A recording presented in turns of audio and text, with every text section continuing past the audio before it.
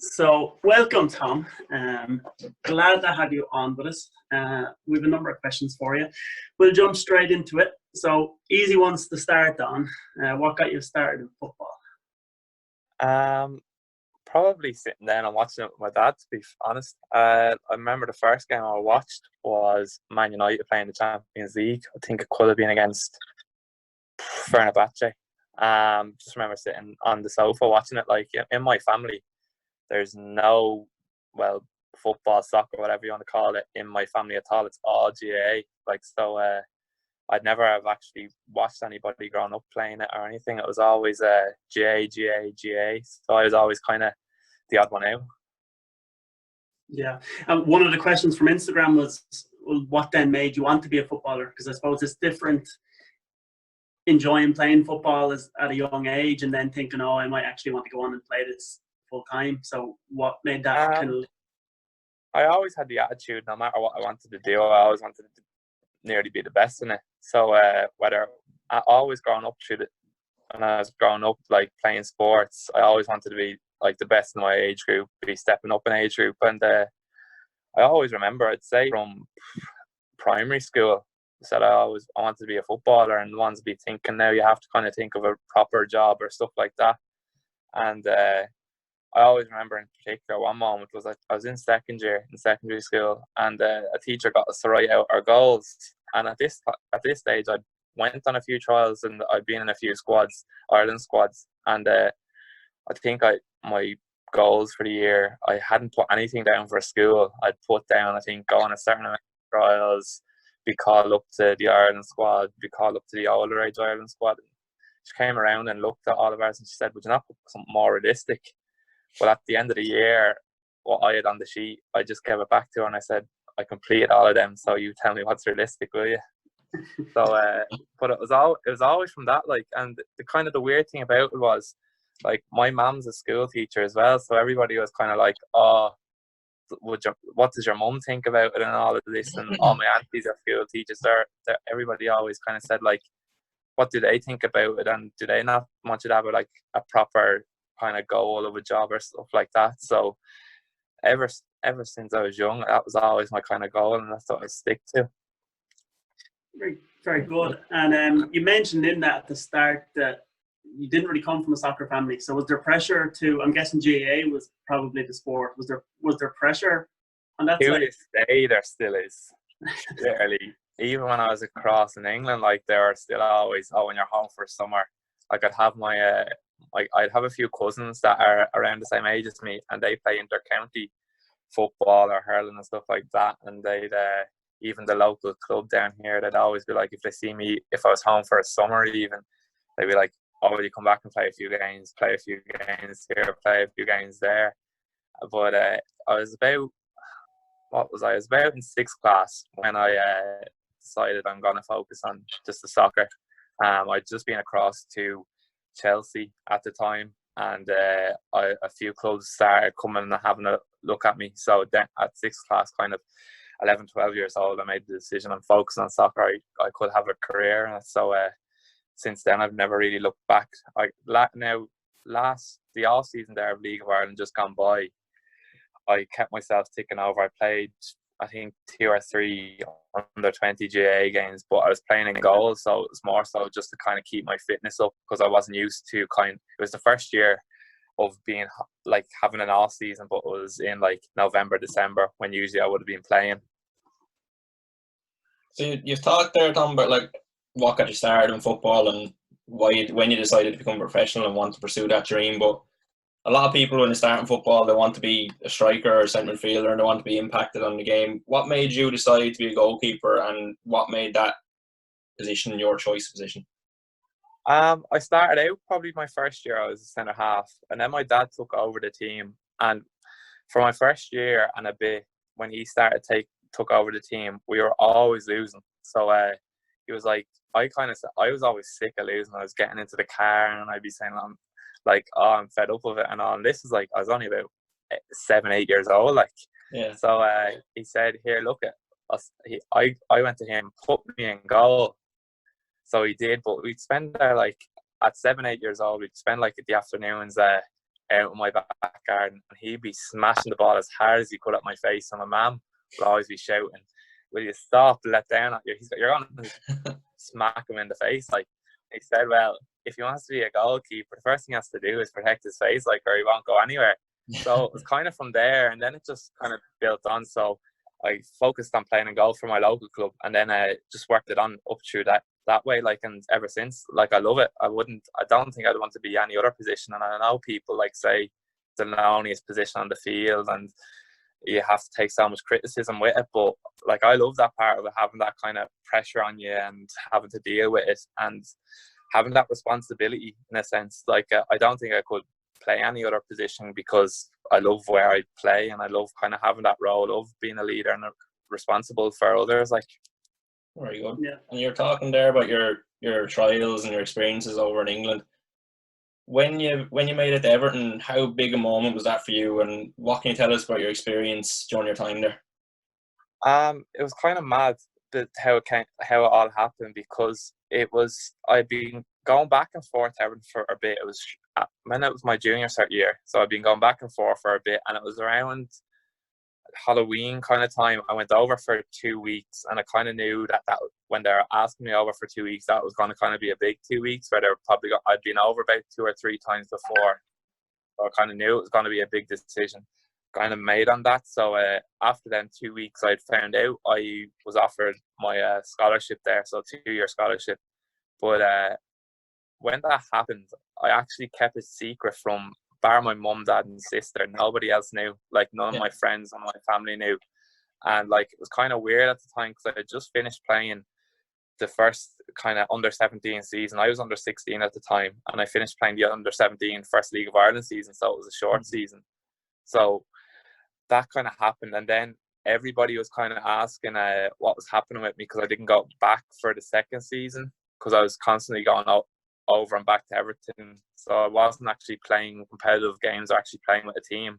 Yeah. I had a training program Everton gave me. So while I was finished my time here, I was replicating like a full-time training program over there. And then when I went over, it just kind of happened all quick. I finished my junior cert like on a Wednesday, and by the following week I was gone. So it all kind of flew in, and within like my first day, that we went in for training on the first day, and that evening we were already traveling to London to go out on pre-season. So it all kind of happened real quick. So it was kind of just accustoming to it, because I remember like the first pre-season tour, we went to Croatia, and it was like double sessions every day, and I think it was something like 34-degree heat, and you're trying to do sprints and that as well, and you'd be literally getting in at night in between sessions. You'd just be falling on the bed, and you'd be dead, like, you'd be fast asleep. That's kind of, you knew you were taking it up a step. You knew you were becoming a footballer, like. Yeah. And that's kind of what changed it, really. That was the main difference. But after a few weeks, like, you got accustomed to it, and it was great. The first year, I was lucky enough, I was in the Ireland under-17 squad a bit, so I was always getting like one trip home a month. So I wasn't like, I was always getting home, say maybe even if it was just for one night, I was still kind of getting that homely feel. But I always mess with my mum and dad, but I loved being away by myself. Like, I just loved having that independence. Like, and they'd be saying, "Oh, did you not miss?" Everybody be saying, "Did you not miss your mum and dad?" And I was like, not really, because I kind of built it up for so long, because that's what I wanted to do, and I knew I'd have to make sacrifices, and I knew that's what I had planned it out in my head. So when it all came around, like, I kind of just grabbed it with both hands and just took everything on board. Like, I loved it, kind of being by yourself, being away from home, you having to do everything for yourself. Like, I love the routine of it as well, getting up in the morning, going into the training ground, having your gym session, breakfast, training, lunch, training, another gym session, and then you're home for the evening. Like, I love kind of that part of it, just that routine of just being a footballer. Yeah. And where did you stay when you were over there? I presume you were in Diggs, were you? Yeah, I was in Diggs. So when I was gone over and back on trial, I'd always been in a Diggs. So I'd say about 3 or 4 families before. What was kind of funny was the day that I drove out to my Diggs the first time, when I was like saying goodbye. I'd be like when I was leaving my family and moving into my digs. When I was driving to, like, we didn't know where it was, but when I was driving to the place, I'd actually recognise I'd stayed in a digs just, I was literally down the road from where I was actually staying, which was mad. It was a place called Prescott. So, like, where I'm from at home, I live on a farm. I live outside of a small village. And I was moving into this, like, town. It was literally 15 minutes away from Liverpool city centre, a built up town, and living in an estate right across from a primary school. Like, so it was a bit of a change of scenery, like, but like that, where I was staying, it was an ideal location. Like, I was literally 10 minutes down the motorway, and I was at the training ground. I think it was 20 minutes to the airport and 15 minutes into Liverpool city centre, so I was in an ideal location. From that time as well, from a footballing perspective, what can you say was probably your biggest or your greatest memory from your time at Everton? I have a few. Like, there was one stage in my first year I was playing really, really. It was kind of my best and nearly one of my probably worst over there. Well, not worst, but not a great memory. I was playing really, really well and doing well both internationally and with the club. I think I racked up like 6 games and 6 clean sheets in a row, and I was really doing well. And I was supposed to be going away with Ireland to the Euros last stage of the qualifiers, and then I was supposed to be going with Everton to America for a tournament as well. So that was a good moment. But then I got injured. But then another probably highlight or good moment was my second season. I spent a good bit of time. I trained with the 18s from Monday to Friday. Be with them for the game on the Saturday. Be with the 23s on a Sunday. Be with the 23s throughout the week, and then sometimes I was up with the first team as well. So there was a point where, like, I missed out on us being involved in a Europa League squad by, I think it was 3 months, because when you're under 18, or they don't have to register you, but you have to be at the club for 2 years, which I was only at the club for, I think, a year and 9 months. So I missed out by that, by 3 months. But even being in contention for it, like, was great, to be honest. It was something you touched on briefly earlier, and you were touching on there. You mentioned your transition from playing probably not very regularly over here to coming over and training almost every day with Everton. You mentioned it got easier, but not just the volume, but I suppose the level you were training at. How did you find that? And did you have rest days along the way, or how did it go? Yeah, so I think the main thing for me was the fact that over here, you're lucky to have a goalkeeper coach with your team, first of all, and then you're lucky the contact time you'd actually get with a goalkeeper coach. Whereas over there, like, each team had a goalkeeper coach, so 18s had a goalkeeping coach, 23s first team all had their own goalkeeping coach. So the contact hours with their goalkeeping coach alone was the big thing for me, because say if we were doing an hour and a half or a 2-hour session, we were getting at least half of that session with the goalkeeping coach. So it was constant replicating what you'd be doing in a game. Whereas over here, you might be only getting, say, half an hour or less, or slightly a little bit more if you were lucky. And over here, you might have only been getting a goalkeeping session maybe 2 times a week max. Whereas over there, you were getting it. So our training schedule was, we trained on a Monday. Our first year, we trained twice on a Monday, twice on a Tuesday. On Wednesdays, we were off because we were in college. On Thursday, we trained twice. Friday, we trained once and we're in college in the afternoon. Saturday, we had a game. And then Sunday, I was usually called in to train with the 23s, which was one session in the morning. And with that, then on Monday, we'd have a yoga session in the morning as well, and a gym session in the afternoon. Tuesday, we'd have 2 gym sessions. Wednesday, we'd be off because of college. Thursday, we'd have 2 gym sessions again. And then Friday, we'd have a yoga session, as it'd be just kind of loosen us up for the game for the Saturday.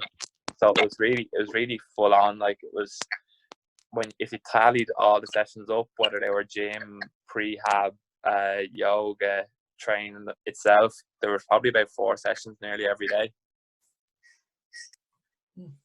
And during your time there, like, obviously it took a lot to come. You've come through the system in Ireland, through the schoolboy system, and up and, like you mentioned, into the start of the under-17s league here. what key attributes do you think you have to make it at the elite level here or even in England? And if you had to pick one specific one, what would be the main attribute it takes to become an elite player? Hard work is the big one.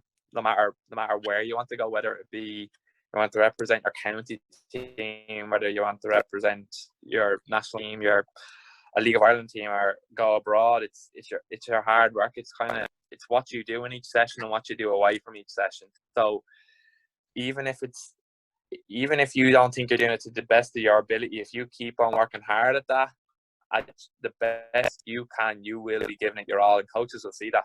Coaches will see that you will be giving it your all. Like I've played with so many players that had the talent but didn't have the hard work. That's what let them down, because that kind of makes the difference. If you're willing to run that extra sprint, make that extra save, throw your body on the line where others wouldn't put their head or their foot. So it's that's the main one. Obviously, there's little extra.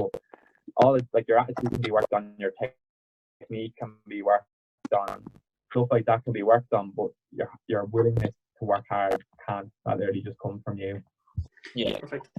I'm going to change tack a little bit because I want to kind of stay on this year by year. So, as a coach now, we'll get into the reasons why you maybe became a coach in a little while. But you've experienced the underage League of Ireland now in Ireland, and you've also experienced the academy system and Airtricity in England. And I suppose, what are the similarities? What are the differences in Ireland? Are we behind UK, and in what way? I think we were behind, definitely. The fact that player with kind of the League of Ireland structure with the 13s, 15s, 17s, 19s and first team, there's kind of replicating more of a academy structure now of it. What Ireland will never have, what England have, is the contact hours. Unfortunately, that's kind of beyond everybody's control, as Ireland, like a bigger population, and there's more clubs as well that have that academy structure. So no matter if you are playing with, say, Oldham's academy from 9 to 12, you could walk straight into Man United's academy to pick up from under 13s on. Whereas over here, players could end up traveling another hour or more to their next club. So it's kind of that contact hours that probably differs the most with Ireland and England. But I think with Ireland now, clubs are starting to kind of aid their managers with allowing them to have more contact hours with the clubs or with the players. So players are going from, I remember, training maybe twice a week, and maybe that might be for an hour, whereas clubs now are training over here, say the underage especially, they could be training up to 2 hours 3 nights a week, and then with added extras now, managers of teams and clubs, they're starting to get in the little extra bits. So say the strength and conditioning coaches, the nutritionists, all that kind of little extra bits, and that's kind of, you can see that the difference between the clubs that do have that and the clubs that don't, especially here in Ireland. Yeah, and we probably do have some way to go, but I think what you're saying is we're starting to bridge the gap anyway, in some way. Yeah, you can see it even now with when underage kind of League of Ireland teams or underage teams even in Ireland go across to play teams in England.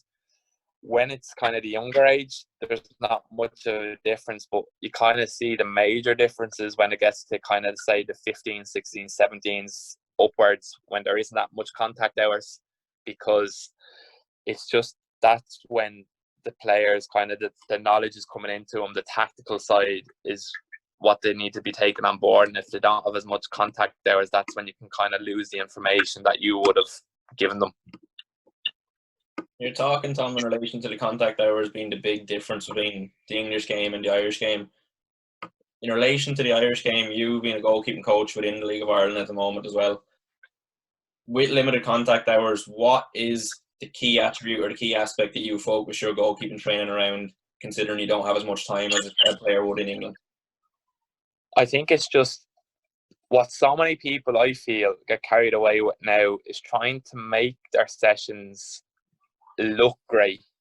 So appealing to the eye, basically somebody that's looking in actually, or somebody's recording it, oh, it looks great and all of this, rather than actually focusing on the content that's actually in the session. Okay. So what I kind of base off my goalkeepers is keeping it as simple as possible. So what I say to them, no matter what we do, is make it as easy as you can for yourself, whether that be doing the work early to get in a set position for a shot, or just taking that step early to make a dive easier. Stuff like that. It's just keeping it simple, but focusing on your, what I'd call the bread and butters, so your basics. Once you get that on board and you have that tipped up, and then you can increase the kind of the intensity, or increase kind of the variation of the sessions. But the main thing I would kind of focus on is just the simplicity and the fact that all your players can actually, well, especially for me, goalkeepers can understand what you're doing, as I work with a wide variety.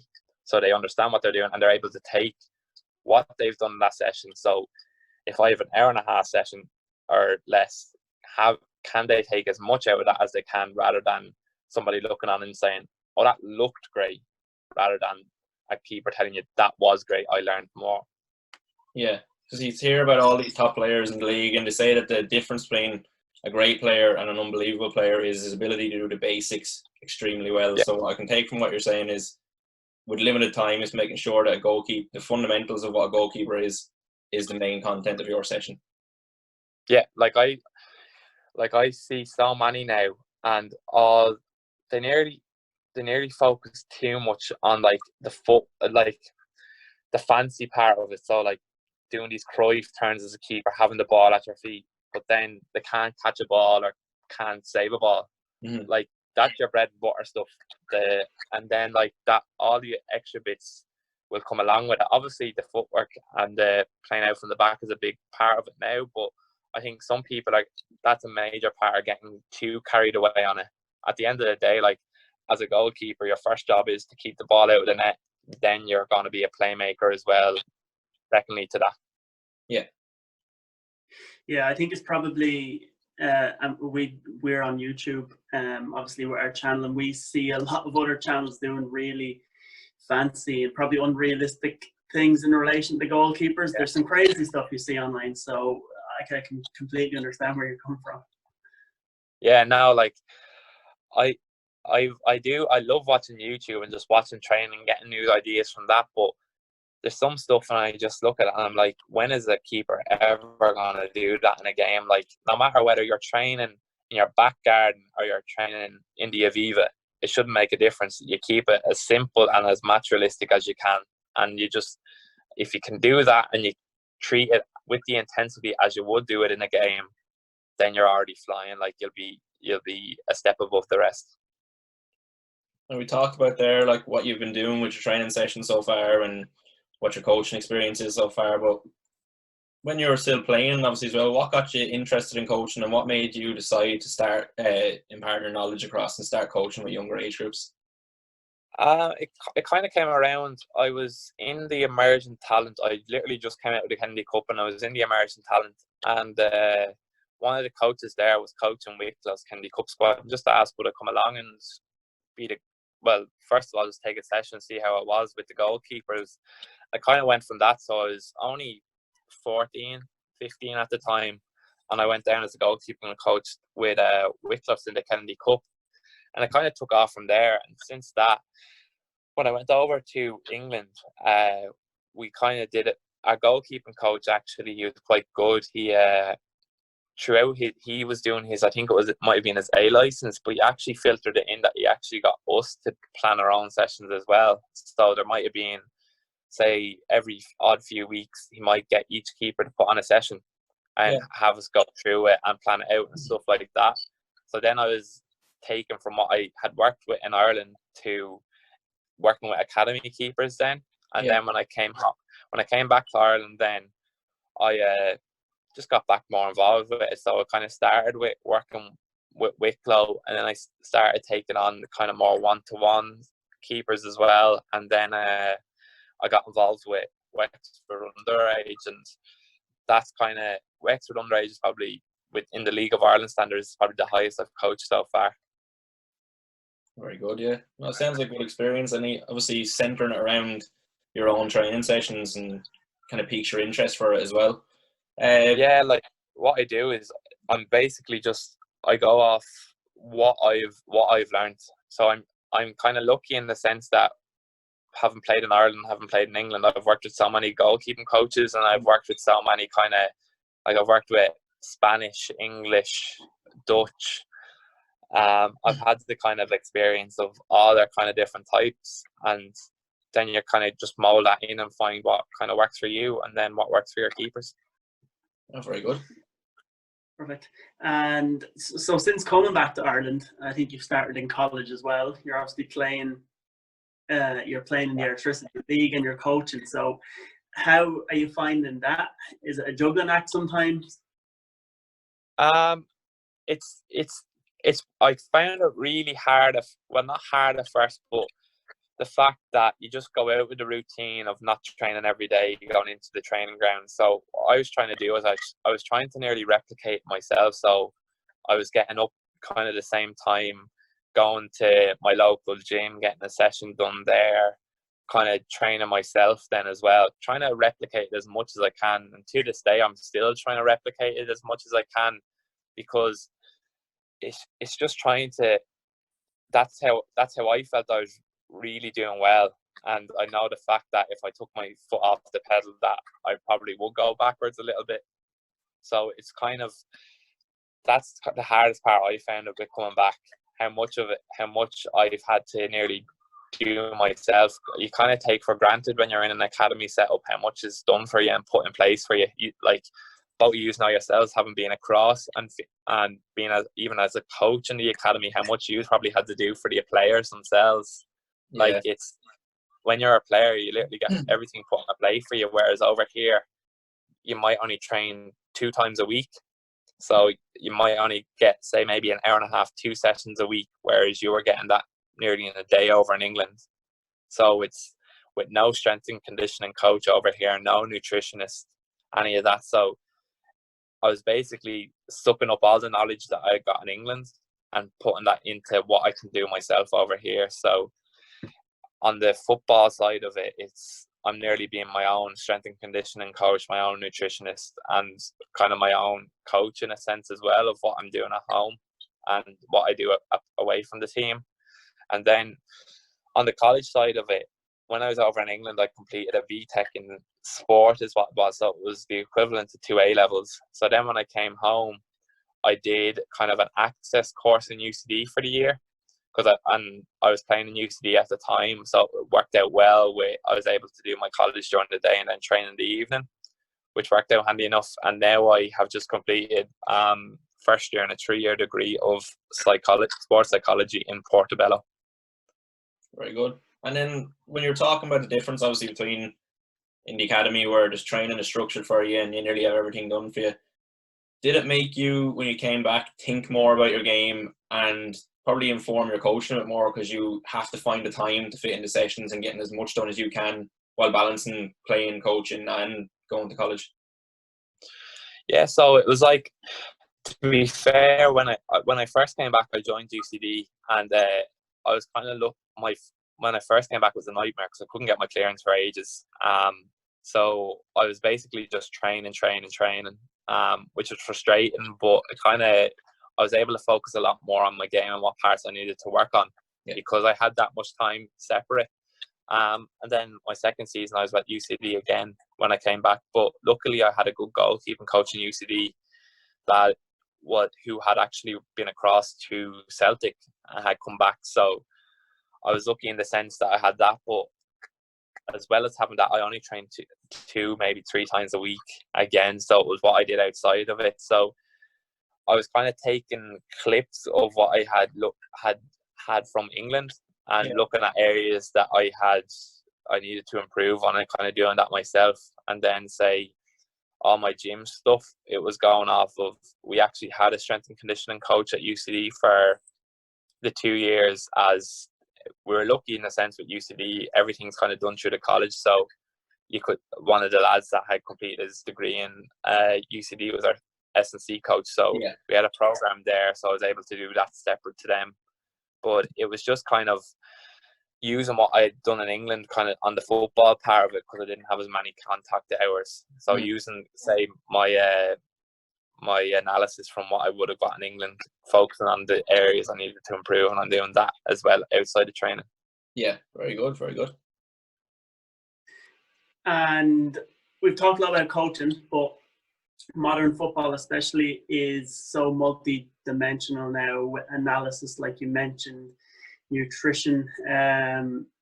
How have you found value in that? And again, is there a deficiency maybe in Ireland in those areas? Maybe we're catching up in the coaching kind of realm, but we're lagging behind maybe a little bit in those respects.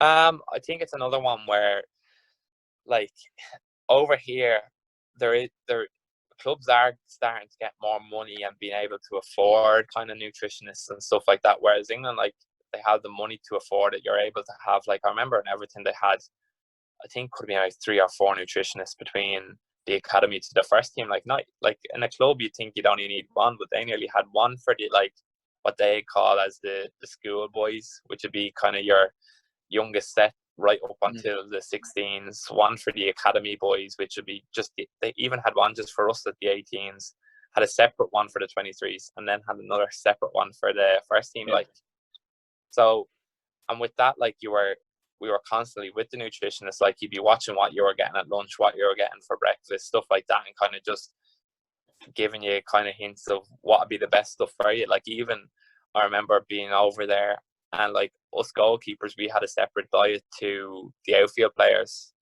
Like, as we weren't burning as much, say, calories as the outfield players, like, our diets would be less carbohydrates and more protein, kind of to repair the muscles from the damage that we get from hitting the ground.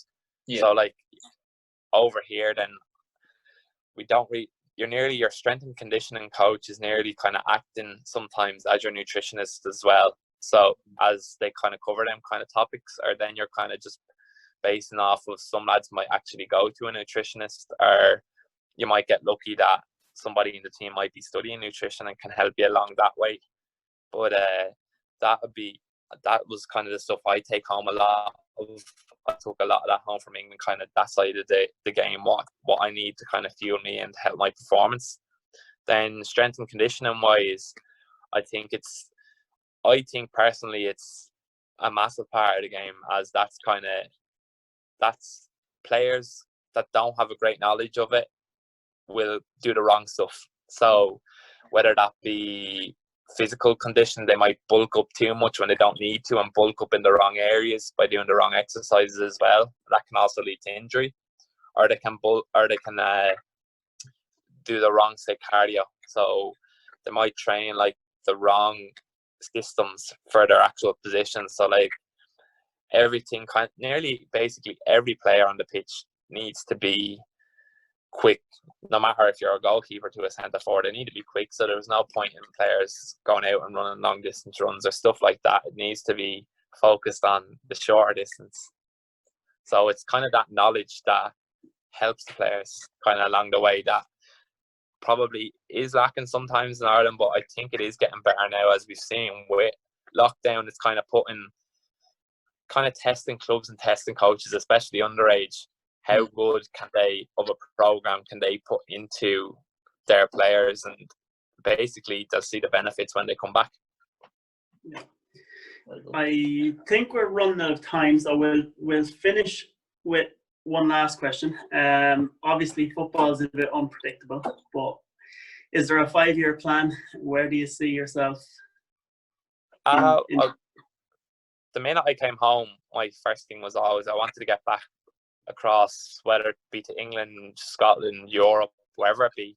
That was kind of my main thing. My main reason kind of for coming home was, even if I probably had got offered another year at Everton, I probably would have looked to play first team football. Even though I was only 17 coming home, I wanted to play first team football. I'd been in the kind of 23s atmosphere, and there was a lot of lads there kind of just comfortable. was the big, would be the kind of main word for me to sum it up. Was they were too comfortable. They were on a nice wage, and they weren't really progressing. They were kind of stagnating. So kind of the big one for me was I wanted to come home and play first team football. And luckily at UCD I got that chance at 18. Like, I broke into the first team. I racked up about, between friendlies, league and cup games, I think I got about 5-6 appearances last season. And now coming to Wexford I have 3, so 3-4. So I've nearly about 10 first team games at 19. And like, when that was kind of the main thing for me, and hopefully if I can keep on performing well, that might merit a move, and then hopefully on that I can get back into international squads as well. That's kind of the main aim. Like, my main goal is to kind of make a career of football, so I'll keep on working towards that and see what comes of it.